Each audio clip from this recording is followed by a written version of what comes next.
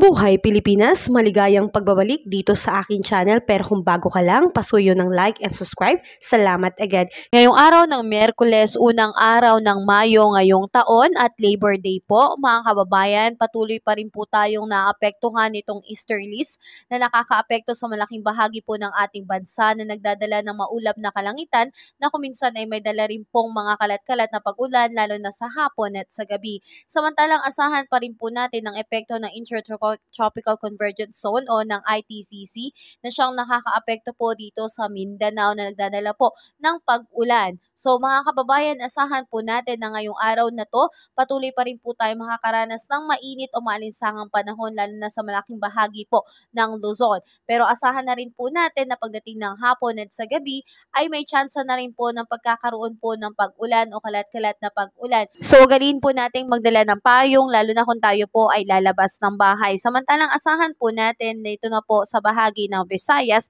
patuloy pong makakaranas ng generally fair weather po pero may tsansa po ng pagkakaroon ng kalat-kalat na pag-ulan na maaaring tumagal mula 1 hanggang 2 oras po. So patuloy po tayong mag-ingat dyan mga kababayan.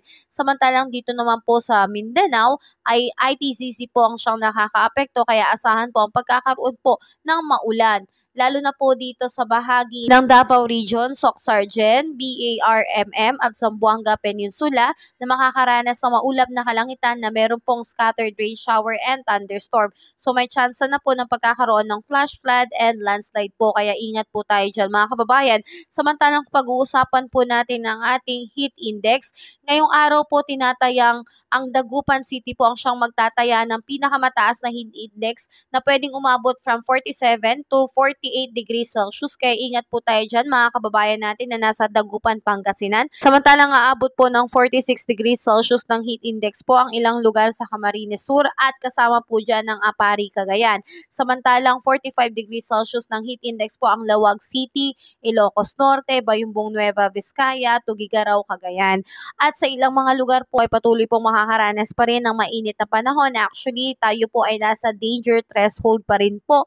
So patuloy po tayo makakaranas ng fatigue, pananakit ng ulo, patinding pagpapawis. Ang pinakamalala po ay posible po tayo magkaroon ng heat stroke. Kaya ingat po tayo lalo na sa paglabas-labas po natin sa oras ng 10 a.m. to 4 p.m. Kung maaari po ay iwasan po natin. Sa ngayon wala pa rin po tayong bagyong namamataan sa loob at labas ng Philippine Area of Responsibility.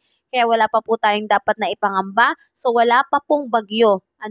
Ang tangi pong nakakaapekto sa atin ngayon ay ang sobrang init ng panahon. Kaya kabayan ko, kung nakatulong sa iyo ang video na to, please huwag mo namang kalimutang mag-like and subscribe. Salamat agad. Ingat tayo mga kabayan. Have a safe holiday po sa lahat.